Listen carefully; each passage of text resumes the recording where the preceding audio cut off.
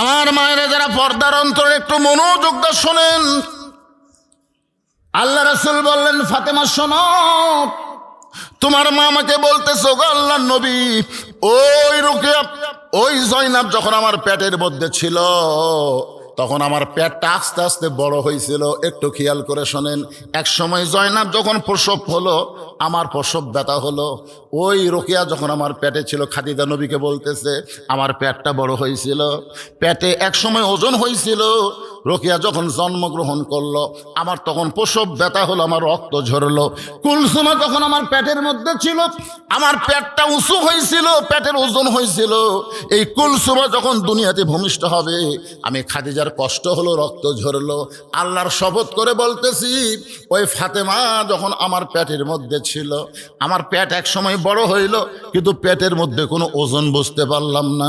যেদিন ফাতেমা দুনিয়াতে ভূমিষ্ঠ হইল, আমার কোনো কষ্ট নেই, আমি তাকায় দেখি ফাতেমা ভূমিষ্ঠ হওয়ার সময় তার দুইটা কচি হাত দিয়া তার ইজ্জত পর্যন্ত ঢেকে দুনিয়াতে জন্ম নিল।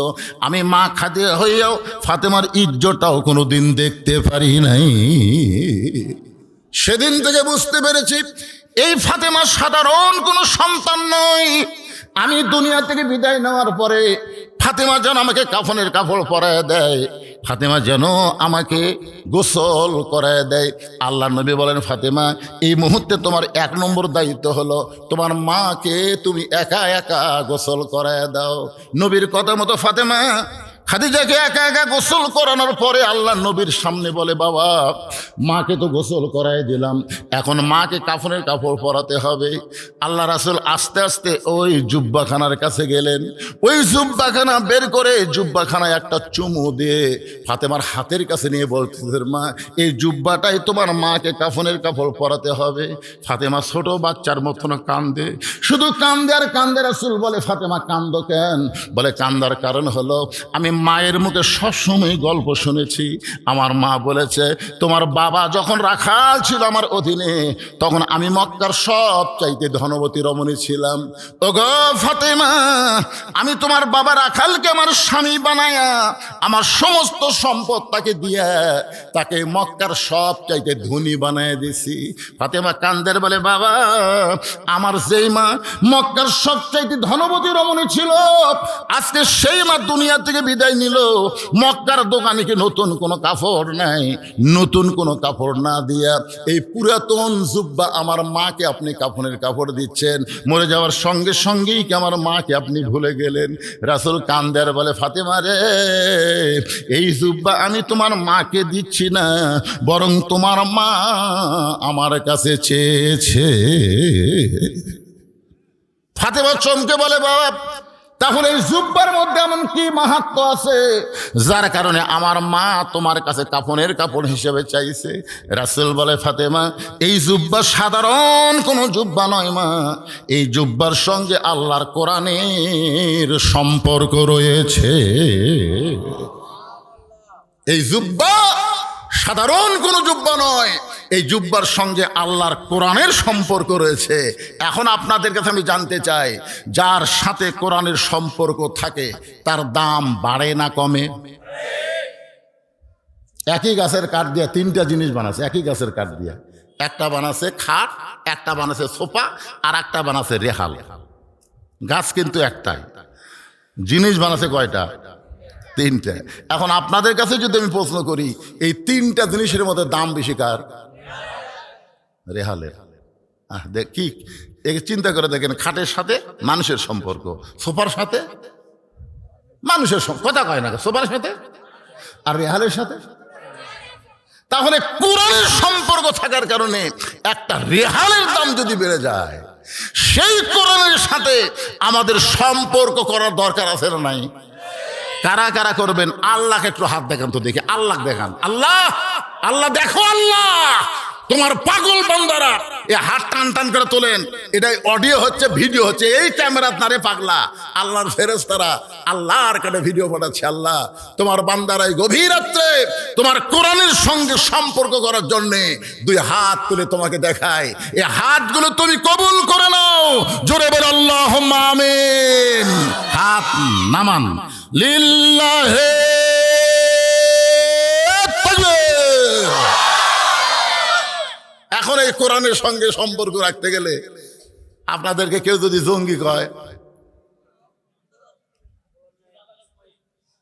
যদি রাজাকার কয়, এই যে কিছুদিন আগে একজন পাগড়িওয়ালা টুপিওয়ালা সংসদ সদস্য হানজালা, নাম শোনেন? আর্মির সাথে মুসাফা করে মসজিদে নামাজ পড়তে যাচ্ছে, সংসদ থেকে কেবল বের হয়েছে, ইতিমধ্যে কে যেন বলতেছে ওই যে জঙ্গি এমপি যায়। আপনার বলেন তো ওর দোষ কি? এই হানজালার দোষ কি? হ্যাঁ, পাগড়ি জুব্বা এমনি আছে। এই এখন এরা উঠে রে, এরা কোন দলের রে? এরা কোন দলের? যান উঠে যান, কদ্দূর পর্যন্ত যাওয়া পারেন আল্লাহ জানে, জোরে কোন ঠিক কিনা। এই মুহূর্তে উঠে কেউ যাবার ফলে ওই বাড়ির যাওয়ার আগে আল্লাহ হাসপাতাল নিয়ে যাওয়ার পারে কি পারে না? পারে, কথা কোন না কেন ভাই, পারে না? সিনা টান করে উঠে যাচ্ছেন। কোরআনের ওয়াজ তো আবু জেহেলও শুনছে, আপনারা বসে শুনতেছেন, ওই খাড়া হয়ে শুনছেন। সারা রাত কোরআন তেলাওয়াত শুনছে, সারা রাত।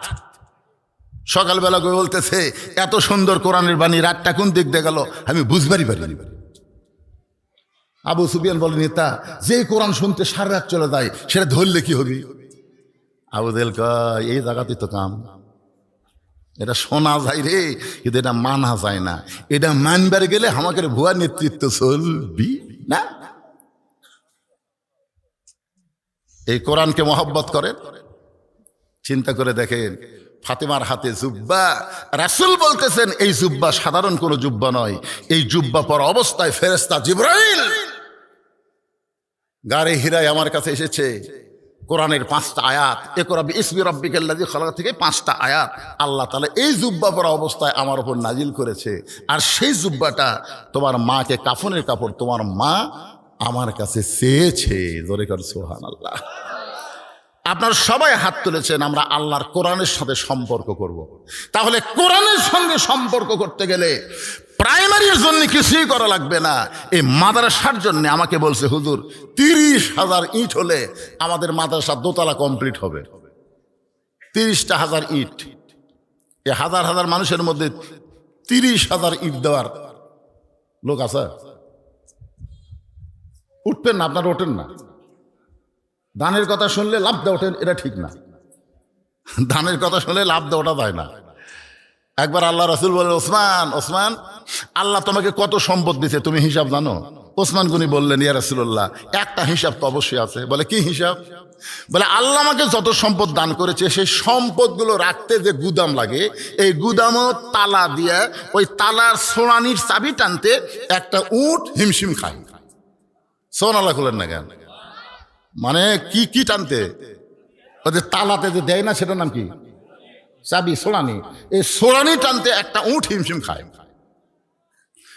আল্লাহ রাসূল বলে, ওসমান এত সম্পদ আল্লাহ তোমাকে দিছে, যদি আল্লাহ ফেরত চাই তুমি কি করবা? সঙ্গে সঙ্গে ওসমান গনি মারছে দৌড়। সাহাবেরা বলতেছে, হুজুর দেখছেন দেখছেন কি দৌড় দিল? আপনি যেই বলছেন আল্লাহ যদি ফেরত চায়, ওসমান জিহারে দৌড় দিল। রাসূল বললেন, ইয়ানজুরু বিনুরিল্লাহ, তোমরা দেখোনি আমি দেখছি, কিছুক্ষণ ধৈর্য ধরো। কিছুক্ষণ পরে ওসমান গনি ওই চাবি বহনকারী উটটা নিয়ে এসে নবীর সামনে বলতেছি, ইয়া রাসূলুল্লাহ শুধু গুদাম না, গুদামের সমস্ত মাল না, তালা না, ওই তালা চাবি, এই চাবি বহনকারী উটটা সহ আমি সব আল্লাহ দিয়ে দিলাম। রাসূল বলে, ওসমান সবই যদি আল্লাহ দেও তো তোমার কি? ওসমান গনি বলে, হুজুর আপনি কি আমাকে পাগল ভাবছেন? পরের জায়গা পরের জমি, সবাই বলেন পরের জায়গা পরের জমি, ঘর বানায় আমি রই, আমি কিন্তু জমির মালিক নই। বিশ্বাস করে বলতেছেন না, এমনি এমনি গান মনে করে বলতেছেন? তাহলে সবাই বলেন পরের জায়গা পরের জমি, পরের জায়গা ঘর বানায় আমি রই, আমি কিন্তু জমির মালিক নই। জমিদারের ইচ্ছা মতন জমিদারের ইচ্ছা মতন দেই না জমিন চাষ, তাই তো ফসল ফলে না রে, তাই তো ফসল ফলে না রে, দুঃখ 12 মাস আমি খাজনাপাতি সবই দিলাম, আমি খাজনাপাতি সবই দিলাম, তবু জমিন হয় যে নিলাম, এই দুঃখের কথা কারে কই। সবাই বলেন পরের জায়গা, বলেন পরের জায়গা, পরের জমি ঘর বানায় আমি রই, আমি কিন্তু জমির মালিক নই। আল্লাহর কোরআনের সঙ্গে সম্পর্ক রাখতে গিয়া আমি এখানে 100 জন আল্লাহর বান্দা চাই, 100 জন, এত হাজার মানুষের দরকার নেই, 100 জন আল্লাহর বান্দা চাই। এ মাদ্রাসায় একটা কোরআন শরীফ দান করা লাগবে, 100টা কোরআন শরীফ, 100 জন। কেউ যদি মনে করে হুজুর আমি 1,20টা দিব, এক কোরআন শরীফ বাবদ মাত্র 500 টাকা, আপনি 500 টাকা দিবেন, এই নবীর মাদ্রাসায় একটা কোরআন শরীফ দান করার সওয়াব আল্লাহ আপনার আমলনামায় দিবে। পৃথিবীর শ্রেষ্ঠ দান নবীর মাদ্রাসায় একটা কোরআন। যারা কোরআনের সঙ্গে সম্পর্ক রাখার জন্য হাত তুললেন, তাদের পকেটে যদি 500 টাকা থাকে, তার কাছে আমার দাবি আছে, যদি না থাকে কোনো দাবি নেই। আপনাকে পকেটে হাতে দেখেন তো 500 টাকা আছে, যে ব্যক্তি প্রথম 500 টাকা নিয়ে আসবে, ওর দেখা দেখি যত মানুষ দান করবে, প্রত্যেক মানুষের দানের একটা সওয়াবের অংশ আল্লাহ তার আমল নামায় দিয়ে দিবে। দেখেন পাড়াপাড়ি কি আরো শুরু হচ্ছে, কুড়ি থেকে একজন আসতেছে আর একজন ঘুরতে গেছে, আর আপনাকে টাকা লেবস থাকে 500 টাকা নেওয়ার জন্য ভিতরে পাঠাবো না, 10 টাকা 20 টাকা যখন লাগবে তখন ভিতরে ব্যাগ যাবে। এই কোন আল্লাহর পাগল পকেটে 500 টাকা রাখছেন? কোরআন শরীফ রে পৃথিবীর শ্রেষ্ঠ দান, নবীর মাদ্রাসা একটা কোরআন, মাশাআল্লাহ। ছেলে বাইরে আছে, ছেলের জন্য দোয়া চাই, বাবা কোরআন শরীফ বাবদ 500 টাকা দান করলো, আপনি হাতত রাখেন, ওটি ব্যাগের মধ্যে আগে ঢুকাবেন না, 100টা হওয়া লাগবে। আর একজন কোরআন শরীফ বাবদ 500 টাকা দান করছে, আল্লাহ দানকে কবুল করেন। আসেন আসেন, তাড়াতাড়ি আসেন, আসার পরই বসে যাবেন। কেউ যদি মনে করে হুজুর আমি 1টা দিব, কেন আমি 10টা দেবো, 5,000 দেন, 20টা দিব, 10,000 দেন, 2টা দিব, 1,000 দেন, মাশাআল্লাহ।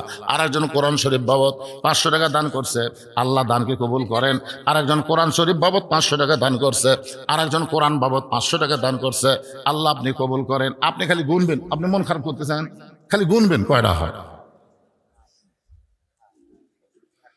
আমি বেন সেরে দেয় বারে, জর্ডি টাকা গুনতেছে, কোরআন শরীফ বেন আমার এটি হয়ে যায় রে।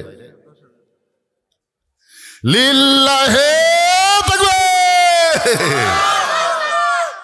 আপনাদের কৃতি সন্তান মুমিনুল ইসলাম না 20টা কোরআন শরীফ বাবদ 10,000 টাকা ধরে বলেন মারহাবা, মাশাআল্লাহ। আল্লাহ তোমার আরেকজন বান্দা কোরআন শরীফ বাবদ 500 টাকা দান করছে, আল্লাহ কবুল করেন। আরেকজন কোরআন বাবদ 500, আরেকজন কোরআন বাবদ 500 টাকা দান করলো, আল্লাহ দানকে কবুল করেন। একজনও লড়াচড়া করবেন না, বাকি ওয়াজ শুনে তারপরে আমরা যাবো। 3টা জিনিস নবীর কাছে চাইছে, জোরে কোন কয়টা? একটার উপর কথা চলতেছে, মাশাআল্লাহ। একটা যুবক ছেলে রে, কি নাম রে, ময়না তোর রে, একরামও, দেখেন কি সুন্দর যুবক ছেলে, টাকার বড় দরকার, নেট কিনবার পারে না, পেট্রোল কেনার পয়সা নাই, আর 500 টাকা কোরআন শরীফ বাবদ দান করলো, আল্লাহ দানটাকে কবুল করেন, কোরআনের সৈনিক হিসেবে তাকে কবুল করে, আল্লাহুম্মা আমিন। আল্লাহ তোমার আরেকজন বান্দা আমার ভাই কোরআন শরীফ বাবদ 500 টাকা দান করছে, আল্লাহ দানকে কবুল করেন। এর মধ্যে সব লেন, সব একসাথে লেন, সব। আর একজন কোরআন শরীফ বাবদ 500 টাকা দান করছে, আল্লাহ দানকে কবুল করেন, আল্লাহুম্মা আমিন। আপনারা কি ছাত্র ব্যাগ দিয়ে টাকা তুলছেন ভিতরে, সেই 10 টাকা 20 টাকা সব আদায় এই মুহূর্তে শেষ করে দিয়ে আমি আবার আলোচনায় ফিরে যাব। ব্যাগ ভিতরে যাচ্ছে 10 টাকা 20 টাকা, যিনি যা পারবেন আল্লাহর রাস্তায় দান করবেন।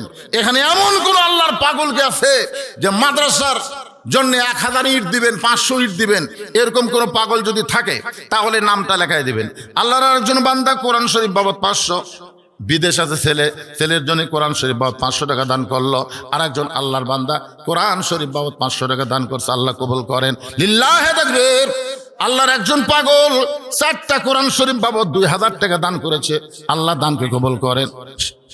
এই ভাই একটা তাকবীর দেওয়ার জন্য রেডি হন তো, লিল্লাহে তাকবীর। শাহজালাল 1000 ইট জোরে বলেন মারহাবা। আপনারা যারা মাহফিল নষ্ট করতেছেন, অযথা উঠে কোরআনের মাহফিল যারা নষ্ট করতেছেন, আপনারা কি মাদ্রাসার শত্রু? আপনারা কি মাদ্রাসার শত্রু? এই মুহূর্তে যারা উঠতেছে এরা তো ভালো মজবুত আছে না, এই যে জায়গাটা ফাঁকা হচ্ছে আমি জোরহাত করে বলতেছি আপনারা ওই জায়গায় চলে আসেন, তো চলে আসেন, সামনে চলে আসেন। আপনি উঠবেন, উঠা মাত্র 1 বছর, বসা মাত্র আর 1 বছর, 2 বছর আপনার দেহে কোনো অসুখ বিসুখ ঢুকবে না। এটা কোরআনের মাহফিল, জান্নাতের বাগান। সামনে আসেন। আল্লাহর একজন বান্দা কোরআন শরীফ বাবদ 500 টাকা দান করছে, আল্লাহ কবুল করেন।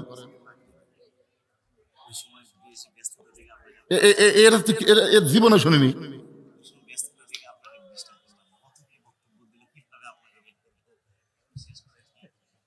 কি কথা রে বারে, এই মাদ্রাসা থেকে 2 জন ছাত্র 30 পারা কোরআন হেফজ করেছে, তাদেরকে পাগড়ি পরানো লাগে, আগে এখন পর্যন্ত পড়ানো হয়নি।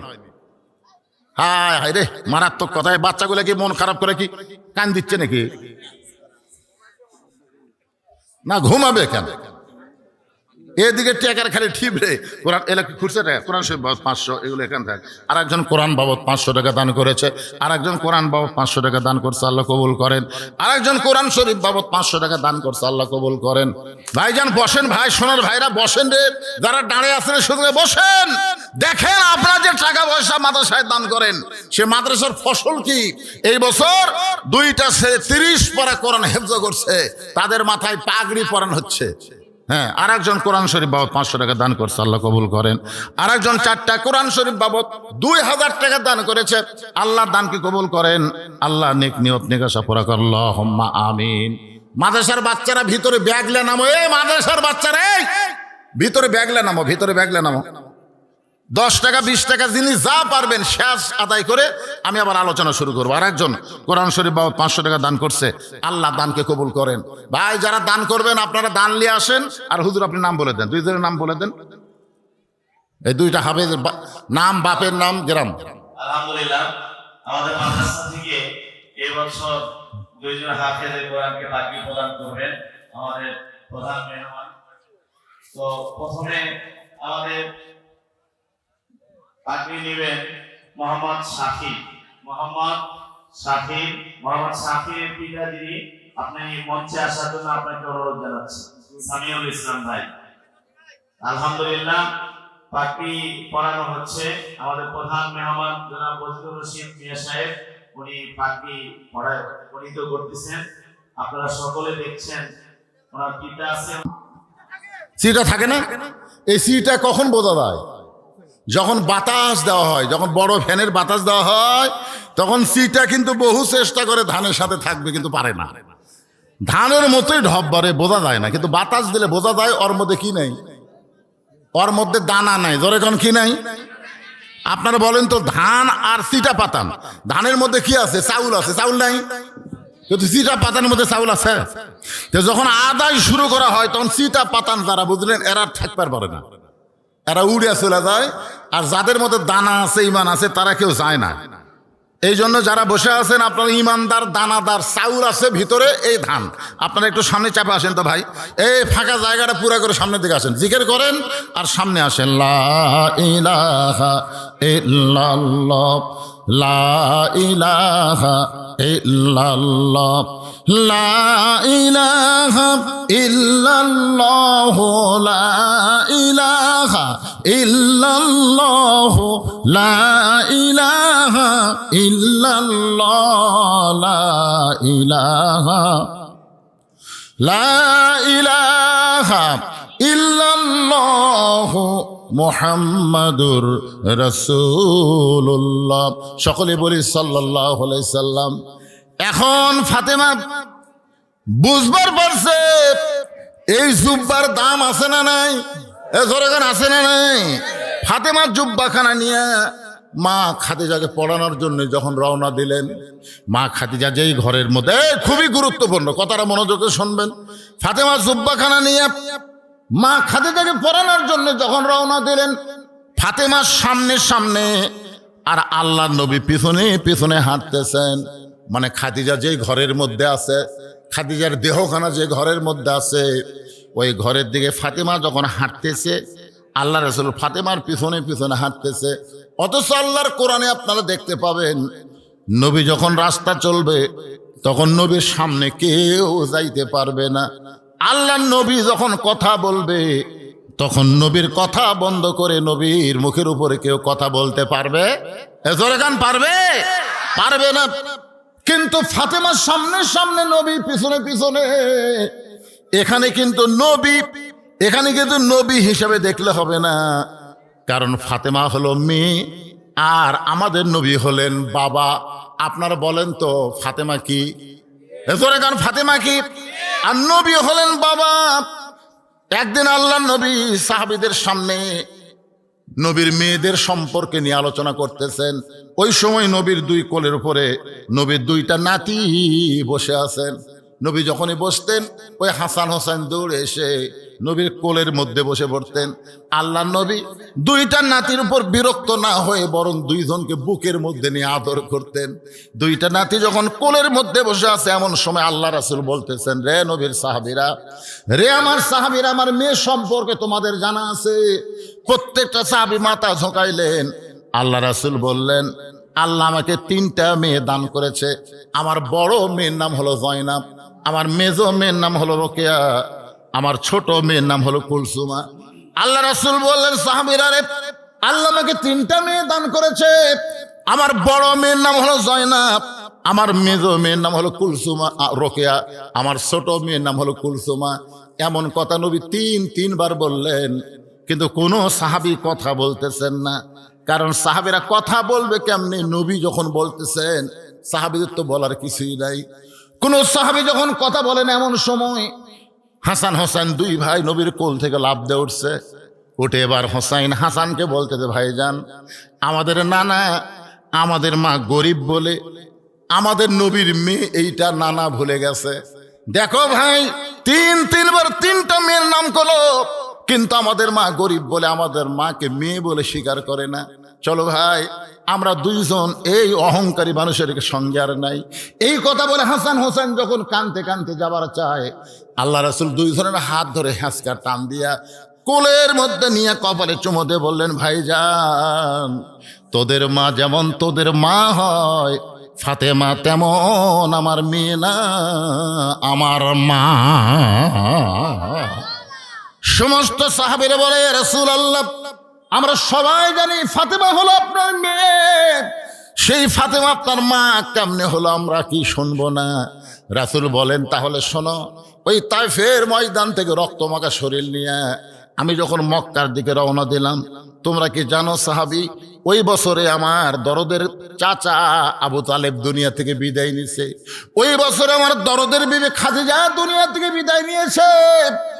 2টা কষ্টের পরে নবী তায়েফে গেলেন। তায়েফবাসী এত পাথর মারল, ওই রক্তমাখা শরীর নিয়ে নবী যখন মক্কায় ফিরে আসলেন, নবীর 3টা মেয়ে ঘরের মধ্যে ঢুকে বলতেছেন, বাবা, তায়েফবাসী ভালো না বাবা, এত পাথর আপনাকে মারলো, এই কষ্ট আপনি কেমনে সহ্য করবেন? আল্লাহ রাসূল বলে, সাহাবীরা রে, 3টা মেয়ে মেয়ের মতন কথা বলে যখন ঘর থেকে বাইরে যায়, এমন সময় আমার কলিজার টুকরা ছোট মেয়ে ফাতেমা ঘরের মধ্যে ঢুকে দরজা বন্ধ করে দেয়। রাসূল বলে, ফাতেমা, দরজা কেন বন্ধ করলি মা?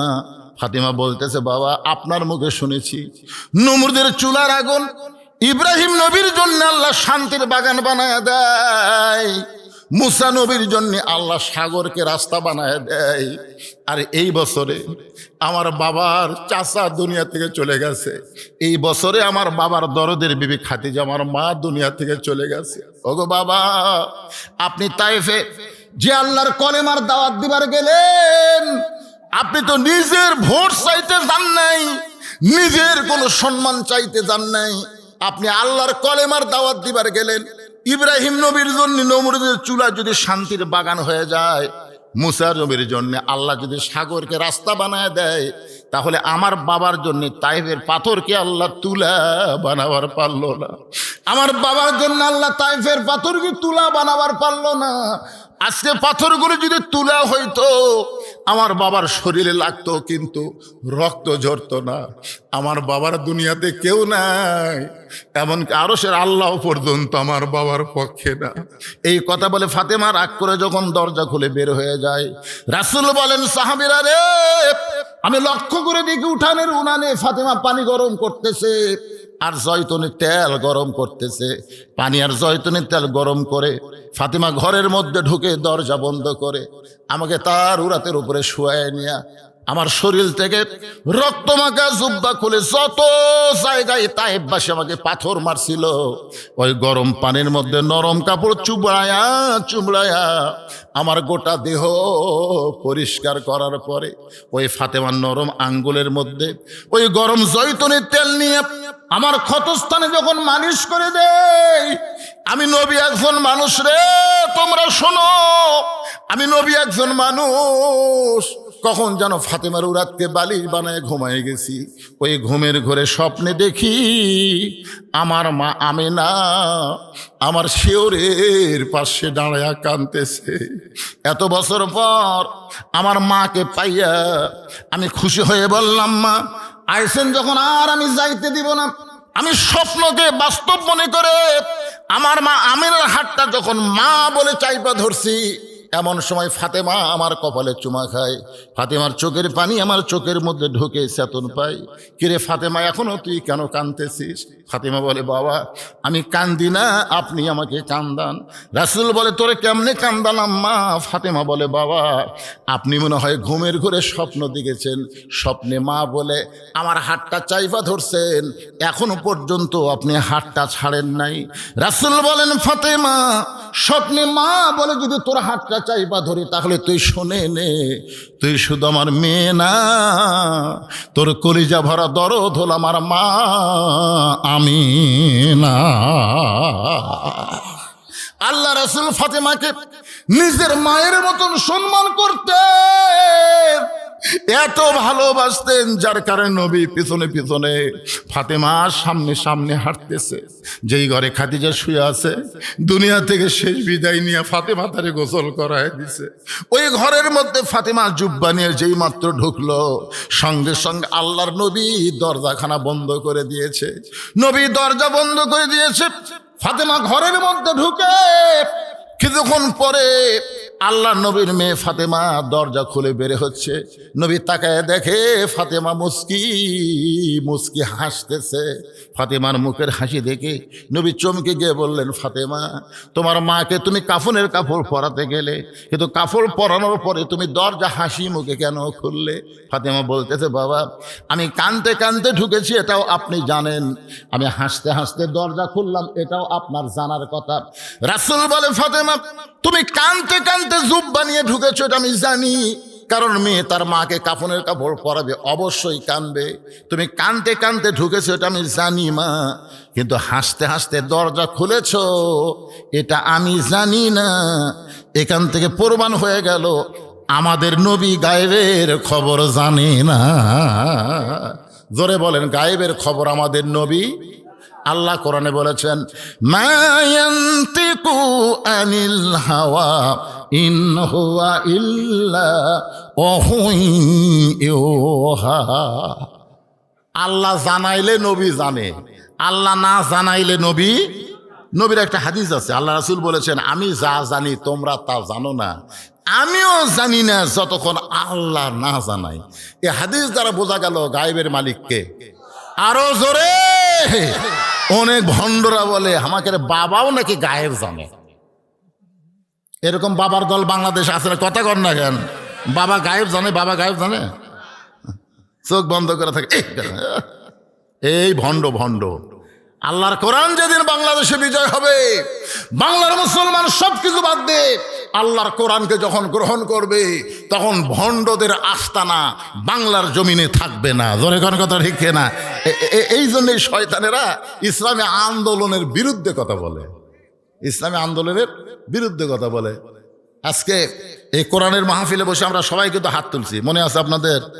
কোরআনের দামে যদি আমরা দামি হবার চাই, তাহলে আল্লাহর কোরআনের সাথে সম্পর্ক রাখার দরকার আছে না নাই? জোরে করা, এটা আপনারা সবাই স্বীকার করছে, দুই হাত তুলে।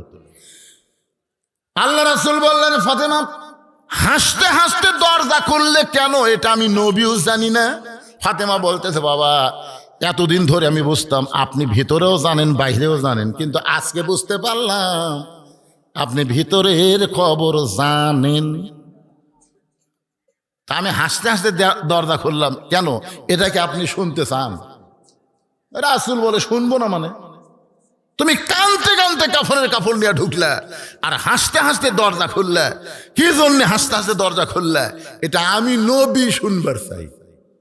ফাতেমা বললেন, বাবা তাহলে আপনি হলেন শ্রোতা, আমি হলাম বক্তা, আপনি বসেন। আল্লাহ রাসূলকে বললেন আপনি বসেন, নবী বসে বললেন। ফাতেমা হাসতে হাসতে দরজা কেন খুললো এটা শোনার জন্য নবী বসে থাকলেন। তো নবী যদি বসে থাকে আপনারা কারা কারা উঠবেন? না উঠতেছে না, কারা কারা উঠবেন একটু চিন্তা করেন তো। না শুনে, এটা না শুনে কারা কারা উঠবেন? 1000 ইট দেন না, 1000 পাওয়া গেছে। আপনাদের মধ্যে এই নবীর মাদ্রাসায় 500 ইট দেওয়ার লোক নাই? জাকির এই বলা মাত্র দিছে জাকির হোসেন দরগাপাড়া এই মাদ্রাসায় 500টা ইট দান করবে। আল্লাহ শোনেন, আমি যারা আমাকে দাওয়াত দিবার চাই তারা নিজের চোখে দেখে আসে।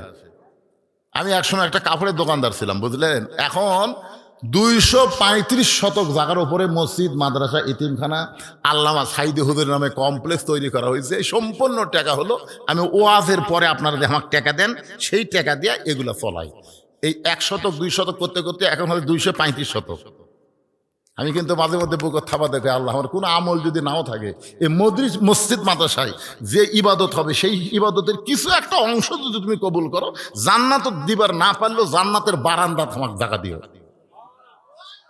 তাও দুদক দিও না। আল্লাহ চিন্তা করছেন?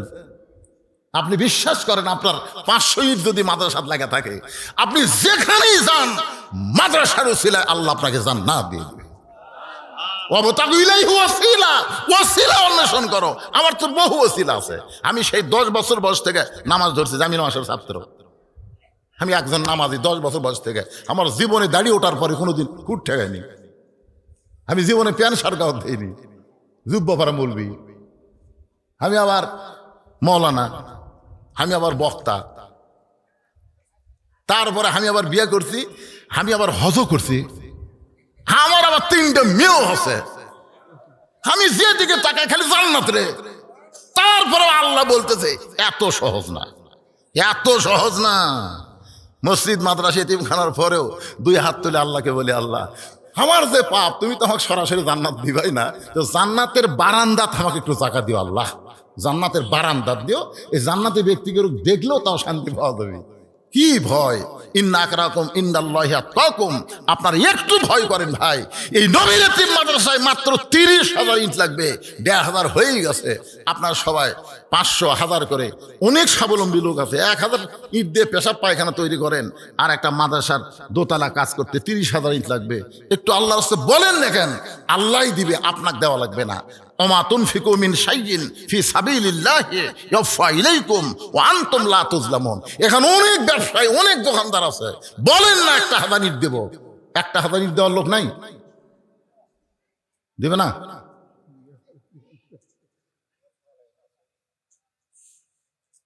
আচ্ছা, আপনাদের এই গ্রামের নাম কি?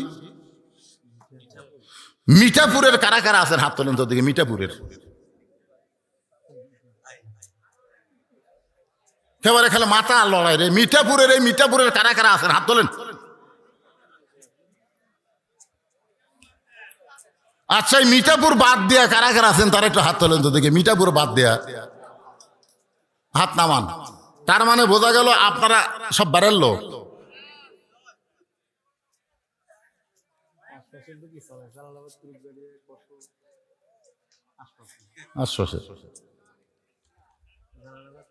আপনারা কি কন যে আপনারা না দিলে মাদ্রাসা বন্ধ হবে?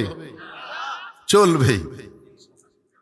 আপনাদের মধ্যে এমন কোন লোক মনে করতেছে না, কিন্তু যেদিন ডাক পড়িবে কবর মাঝে যাইতে, জোগাড় কিছু করছো বন্ধু তার মাঝে বিছাইতে। কিন্তু যেদিন এটা আগামীকাল হতে পারে, আপনি নিয়ত করেন, হুজুর বহু কিছুই করলাম, ছেলে আমার বিদেশে আছে, আমার ছেলে 1000 টাকা প্রতি মাসে পাঠায় দেয়, আমি সেখান থেকে ছেলের সুস্থতার জন্য কামাই বরকতের জন্য যে হারে মধ্যপ্রাচ্যের বোম মারতিছে, ধরে কোন কথা ঠিক কিনা? ইরান কিন্তু পাগলা হয়ে গেছে, কখন কুড়ি মারতেছে তা ঠিক নাই। আয় আমেরিকাত লাগাল না, বারানে মারতেছে, কাতারে মারতেছে, কুয়েতে মারতেছে, সৌদি আরবত মারতেছে। মধ্যপ্রাচ্যে আপনার ছেলেরা আছে, একটু সুস্থতার সুন্দর থাকার জন্য দোয়ার জন্য একটা বাপ কি পারলেন না একটা হাজানির দিবার? লিল্লাহে তাকবীর। শাহজালালের আরেক ভাই, তার নাম কি? আরেক ভাইয়ের নাম কি? মাশাআল্লাহ, বাপ মরে গেছে, শাহজালাল 1000 দিছে, আবার তার ভাইও 1000 দিবে, তাহলে 2500 হয়ে গেছে। 27.5 কি লাগবে? 1000। আরে 2750 আগে দেন তো, হয়ে যাবে ইনশাল্লাহ, হয়ে যাবে ইনশাল্লাহ। কর না কেন? একেবারে 200 করে দিতে পারবেন না, এক ভ্যানত করতে ইট আসে 100, আরো নিচে নেমেছে 50।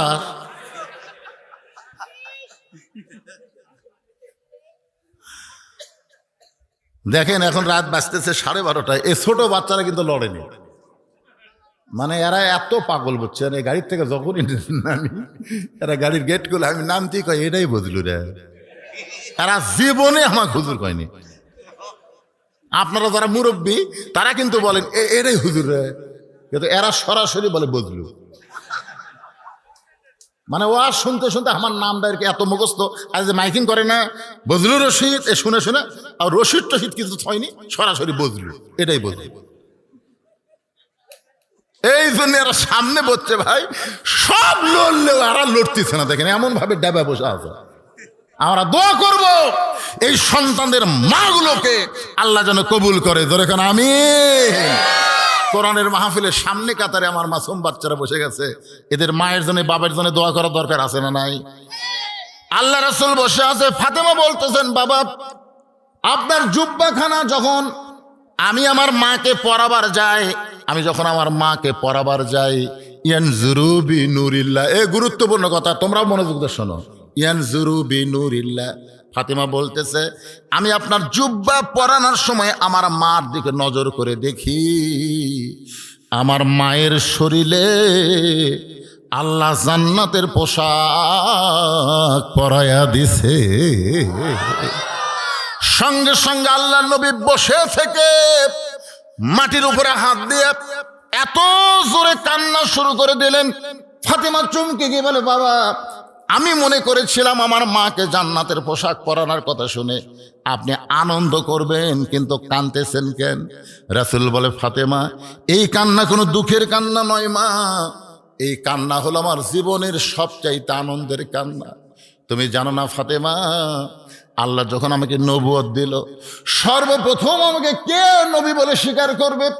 আমি যখন নানা রকম চিন্তার মধ্যে ছিলাম, ও ফাতেমা তুমি শুনে খুশি হবে, সর্বপ্রথম যিনি আমাকে নবী বলে স্বীকার করেছে তিনি হলেন তোমার মা, আমার বিবি খাদিজাতুল কুবরা। সর্বপ্রথম বউ হইয়া নবী বলে স্বীকার করা, এটা কি চারটিখানির কথা? নিজের বউ কিন্তু, আমি 3টা কথা অনেক মাহফিলে বলি, দেখবেন বড় বড় ডাক্তার যারা তাদের বইয়ের বাচ্চার সিজার করা লাগে না, দেখবেন মৌলানার বাড়িতে কোনোদিন মিলাদ লাগে না, আর পীরের বউ কোনোদিন মুরিদ হয় না। কারণ প্রত্যেকটা পীরের বউ জানে আমার পীর মাঝে মধ্যে মুরিদের বইয়ের দিকে চোখ মারে, ওই লুচ্চার হাতে মুরিদ কে হবে? আমার মতন বক্তাকে কোনো বউ কিন্তু সহজে হুজুর মানে না, কারণ জানে হুজুর হওয়া বড় কঠিন। কিন্তু সর্বপ্রথম আমাদের নবীকে যিনি নবী বলে স্বীকার করেছেন তিনি হলেন নবীর বিবি। এই কারণে আমার নবীর বাহিরেও যেমন ভিতরেও তেমন। আল্লাহ বলেছেন লাকাদ কানা লাকুম ফি রাসূলিল্লাহি উসওয়াতুন হাসানা, সফলতা যদি পাবার চাও তাহলে অন্য কাউকে নয়, নবীকেই তোমাদের আদর্শ হিসাবে গ্রহণ করে নাও। কোনো হুজুর চলবে না, কোনো পীর চলবে না, আদর্শ হিসাবে গ্রহণ করতে হবে আল্লাহর নবী। জোরে বলেন কে? নিজের হাতে নবী খাদিজাকে কবরের মধ্যে নামায় দিলেন। কবরে নামায় দেওয়ার পরে সবাই যখন কবর ছেড়ে চলে যায়, আল্লাহর নবী খাদিজার কবর ছাড়েন না। ঘন্টার পর ঘন্টা হয়ে গেল, কবরে মুনকির নাকির আসতেছে না। এক সময় আল্লাহ ডাক দেয়, হাবিব সবাই খাদিজার কবরে মাটি দিয়ে চলে গেল, আপনি কেন খাদিজার কবর ছাড়েন না? রাসূল বলে, আল্লাহ আপনি সবই জানেন, জানার পরও যখন শুনতে চান তাহলে শোনেন। আমার খাদিজার কবরে কি আপনি মুনকির নাকির পাঠাবেন না? খাদিজা কবরের প্রশ্নের উত্তর দিবার পারবে না, আমি নবী তার পক্ষে উত্তর দেওয়ার জন্য কবরের পাশে দাঁড়ায় আছি। আল্লাহ বলে, হাবিব আজকে আপনি শুনে নেন, আপনি শুধু খাদিজাকে ভালোবাসেন তা কিন্তু না, আমি আল্লাহ খাদিজাকে ভালোবাসি। নবী বলেন, আল্লাহ আপনি আমার দরদের বিবি খাদিজাকে কেন ভালোবাসেন? আল্লাহ বলে, হাবিব রে, এই দুনিয়াতে কবরকে স্মরণ করে, দুনিয়ার জীবনে কবরকে স্মরণ করে ইন্না লিল্লাহি ওয়া ইন্না ইলাইহি রাজিউন।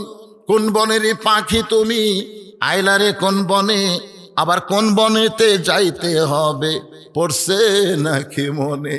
এই দুনিয়াতে কবরকে স্মরণ করে চোখের পানি বের করে যারা কান্দে, আমি আল্লাহ তাদের জন্য কবরের প্রশ্ন সহজ করে দেই। আর যারা নামাজি, এই যে যারা নামাজি, ইমাম গাজ্জালি বলেছেন, কোন নামাজি ব্যক্তি যদি নামাজ পড়া অবস্থায় দুনিয়া থেকে বিদায় নেই, মনে করেন জোহরের নামাজ পড়ছে, আসর আগে মারা গেছে, আসর নামাজ পড়ছে, মাগরিবের আগে মারা গেছে, ফজর নামাজ পড়ছে, জোহর আগে মারা গেছে, অর্থাৎ নামাজ পড়ার পরে সে মারা গেছে। অসুস্থ হওয়া সেটা ভিন্ন কথা, কিন্তু নামাজ পড়ার পরে আর এক নামাজ আসার আগে মারা গেছে, ওই ব্যক্তিকে যখন কবরে রাখা হয়, কবরে রাখার পরে মুনকির নাকির এসে প্রথম প্রশ্ন করে, মান রব্বুকা, তোমার রবকে? এই প্রশ্ন যেই করে তখন নামাজ খাড়া হয়। নামাজ বলে, মুনকির নাকির কাকে রব সম্পর্কে প্রশ্ন করতেছ? তখন বলতেছে, যে ব্যক্তি কবরে ঘুম পাড়তেছে, চেতন পায় না কেন, একই। তখন নামাজ বলতেছে, পাগলা আমি হলাম ওই ব্যক্তির নামাজ। তুমি যাকে রব সম্পর্কে প্রশ্ন করতেছ, তুমি জানো এই ব্যক্তি প্রতিদিন কয় ওয়াক্ত নামাজ পড়ছে? তাহলে এক বছরে কত ওয়াক্ত? এই বাচ্চা 70 বছর দৈনিক 5 ওয়াক্ত করে হলে 70 বছরে কত ওয়াক্ত নামাজ পড়ছে হিসাব দে। মুনকির নাকির কয়, ভাই আমাকে তো ক্যালকুলেটর নাই রে। আচ্ছা তাহলে এটা তো ওয়াক্তর কথা বললাম, 5 ওয়াক্ত হলো 70 রাকাত ফরজ, তাহলে 70 বছরে 17 গুণ দে। আমাকে তো হিসাব জানা নাই। এই খালি ফরজ না, সুন্নত পড়ছে, নফল পড়ছে, এই মসজিদে যাই আর কাম কি শোন। মুনকির নাকিরকে বলতে স্যার কাজই হলো নিয়ত বান্দার পরই আলহামদুলিল্লাহি রব্বিল আলামিন। আলহামদুলিল্লাহি রব্বিল, কি প্রশ্ন করতেছু? মান রব্বুকা। নামাজের নিয়ত বান্দার পরে কি বলছে? আলহামদুলিল্লাহ রব্বিল আলামিন। রুকুত যা বলছে সুবহান রাব্বিয়াল আজিম, সেজদাত বলছে সুবহান রাব্বিয়াল আলা। তে এতবার রব রব রব রব করে আসে, কেবল কবর ঘুম আছে, আবার রব। মুনকির নাকির কয়, ঠিকই তো তাই রে, যে লোক দুনিয়াতে এতবার রব রব করে কেবল কবরত ঘুমাচ্ছে, আবার রব। আল্লাহ আল্লাহ কি হয়েছে? বলে তোমার বান্দাকে মান রব্বুকা প্রশ্ন করার পরে নামাজ যে হিসাব দেওয়া শুরু করছে, নামাজ যে খেপা খেপছে, আল্লাহ বলতেছে, পাগলা যে নামাজ নিয়ে কবরে যাচ্ছে, তার শুধু রব না রে, তার সব উত্তর আমি আল্লাহ দিয়ে দিলাম। ধরে কারণ সুবহানাল্লাহ। ভাইজান, এই জন্যে সময় থাকতে সজাগ হন, যে কোনো সময় আমাদের মৃত্যু হবে, যে কোনো সময়। ইন্না সালাতা তানহা আনিল ফাহশাই ওয়াল মুনকার, নামাজে পারে মানুষকে যাবতীয় খারাপি এবং ফাহিশা কাজ থেকে হেফাজত করতে। জোরে কর কথা ঠিক কিনা? আমাদের ভাগ্য ভালো, বর্তমান বাংলাদেশের প্রধানমন্ত্রী উনি একজন নামাজি ব্যক্তি। উনি কি কথা কয় না কেন? তারেক জিয়া যে নামাজি, এ ব্যাপারে সন্দেহ আছে আপনাদের? খুব ভালো নামাজি, উনি খুব ভালো নামাজি, কিন্তু উনি খালি একলা তো ভালো নামাজি হলে হবে না। এই জন্য সংসদে নামাজ কায়েমের বিল উত্থাপন করা লাগবে। জোরে কোন কথা ঠিক কিনা? কারণ আমরা হিসাব করে দেখছি তো ভাই, আরাফার ময়দানে বহুবার গেছি তো, আরাফার ময়দানে গেছি, ওই সাজারাতুল জিয়া অর্থাৎ জিয়া ট্রি, জিয়া গাছ তো দেখে যাচ্ছি, জিয়া গাছ দেখে যাচ্ছি তো, নিজের সে গাছের তলে বসে বাতাস খেছি। বিশ্বাস করেন, ওই নিমের গাছে যখন বাতাস লাগে, ওই বাতাসটা যখন হাজিদের গায়ে লাগে, ওই বাতাস মনে হচ্ছে না দুনিয়ার কোনো বাতাস, মনে হয় আল্লাহ জান্নাত থেকে এই বাতাস সাপ্লাই করতেছে। আরাফার ময়দান এমন একটা জায়গা, যে জায়গায় কোনো পাপীও যদি মনে করে যে আমি পাপ আছে, তাহলে তার গুনাহ হবে। ওই জায়গায় যাওয়া মাত্রই আল্লাহ তার জীবনের সব গুনাহ মাফ করে দেয়। আর সে জায়গায় গাছ লাগাইছে কে? জিয়াউর রহমান। শুধু গাছ লাগায়নি, দুনিয়া থেকে যখন বিদায় নিল চিটাগাঙ্গে, তখন তার কাছে একটা ব্রিফকেস পাওয়া গেছিল। অনেকেই মনে করছিল না জানি ব্রিফকেসের মধ্যে কি আছে। ব্রিফকেস খুলে দেখে যায় নামাজ, তার উপর সুন্দর করে সাজানো আছে আল্লাহর কোরআন। জোরে কর সুবহানাল্লাহ। যার মা বেগম জিয়া দুনিয়া থেকে বিদায় নেওয়ার পরে লক্ষ লক্ষ মানুষ তার জানাজায় শামিল। একটা হিসেবে দেখা গেল 6 থেকে 7 লক্ষ আলেম পর্যন্ত তার জানাজায় শামিল হচ্ছে। জোরে কর সুবহানাল্লাহ। যার বাপ ভালো, যার মা ভালো, তার সন্তান ভালো হবে, এ ব্যাপারে আমরা সন্দেহ পোষণ করি না। কিন্তু কতকগুলা আশেপাশে আছে, এগুলো ব্যাপারে তারেক জিয়াকে সতর্ক হতে হবে। বহু মিডিয়া আছে, এই মিডিয়ার মাধ্যমে আমাদের বগুড়ার সন্তান, শহীদ জিয়ার সন্তান, খালেদিয়ার সন্তানকে বলবো, আপনি শুধু একা নামাজে হলে হবে না। কু আনফুসাকুম ওয়া আহলিকুম নার, জাহান্নামের আগুন থেকে বাঁচতে গেলে একলা নামাজে হলে হবে না, সবাইকে নিয়ে জাহান্নামের আগুন থেকে বাঁচা লাগবে। জোরে কোন কথা ঠিক কিনা?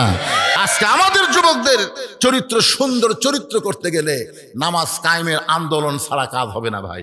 নামাজি পারে ফালিয়াবুদু রাব্বা হাযাল বাইত, ওই ঘরের মালিকের তোমরা গোলাম হও। তোমাদেরকে সাথে সাথে 2টা পুরস্কার দেওয়া হবে। 1 নম্বর পুরস্কার হলো তোমাদের রিজিকের কোনো পেরেশানি থাকবে না। 2 নম্বর পুরস্কার হলো যাবতীয় ভয় ভীতি থেকে আল্লাহ পুরাপুরি নিরাপত্তা দিয়ে দিবে। আল্লাহ যেন আমাদেরকে জামাতবদ্ধভাবে ফজরের নামাজ সবাইকে আদায় করার তৌফিক দান করে। সকলে বলি আল্লাহুম্মা আমিন।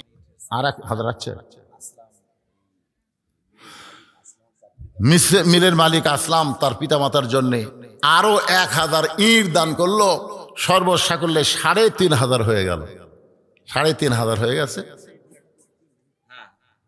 হ্যাঁ ভাই, কিছু দিবেন? আপনি ইট দিবেন নাকি? তাহলে 500 দিয়ে 4000 করেন না। সবাই মনে করবে এটা 3500 হলো, আর 500 দেওয়ার কেউ নাই। আপনি নাই 500, নজরুল ইসলাম 500, আপনার নাম কি? গোলাম মোস্তফা 500। সবাই বলবে এটা আবার ব্যবসায়ীরা হলো কে রে? 4500 হলো। 5 ওয়াক্ত নামাজ। নামাজ কয় ওয়াক্ত? 5 ওয়াক্ত নামাজ। 5000। আপনার নাম? বাদেশ আলী। মাশাআল্লাহ, 30,000 জায়গায় 5000 হয়ে গেছে। বাদেশ আলী ভাই আমার 500 ইট দান করে হয়ে গেল 5000, আর থাকলো 25,000। ইনশাল্লাহ হয়ে যাবে। খালি শুরু করে দেন, আল্লাহর নামে শুরু করবেন বাজারের মধ্যে। হ্যাঁ, কি করবি? হচ্ছে তো, শুরু করলে দিবে। আপনি যেরকম ধান আদায় করবার সবাই দেয়, ইট যখন শুরু করবে ইনশাল্লাহ বাজারের মধ্যে মাদ্রাসা। তো আপনার সবাই যে মাদ্রাসাকে ভালোবাসেন সেটা আমি আমার ছোট ভাইয়ের কাছে শুনছি। সবাই ভালোবাসে। এই ভালোবাসা আপনাদের রাখতে হবে আল্লাহর কোরআনের সাথে সম্পর্ক রাখার জন্য। জোরে কোন কথা ঠিক কিনা? আপনাদের উপজেলা চেয়ারম্যান যেটা ছিল মকে, যে প্রধান অতিথি করলেন, উনি কি দিয়ে গেছে আজকে?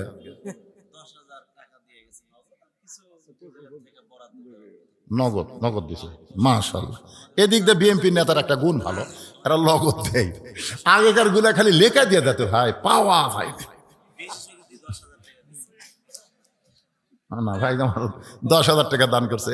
আগেকার আপনারা জানেন না, আগেকার খবর জানেন না, লেখা দিয়ে যায় 1 টন চাউল খালি দিয়ে গেছে, পাওয়া যায়নি। 1 টাকা পাওয়া যায় না। গোষ্ঠী শুদ্ধা খাইয়ে গেছে, 1 লাখ টাকা দিবার 1 টাকাও দেয়নি। আর এইবারে বিএনপির এখন উপজেলা চেয়ারম্যান হয়নি, হচ্ছে। হ্যাঁ, মকে হচ্ছে উপজেলা চেয়ারম্যান। দাঁড়াবি তাতে 10,000 দিয়ে গেছে। লগত দোয়া কর, ওই জন্য দিছে। মানে বিএনপিরে পাগলা। হ্যাঁ কে কি দিছে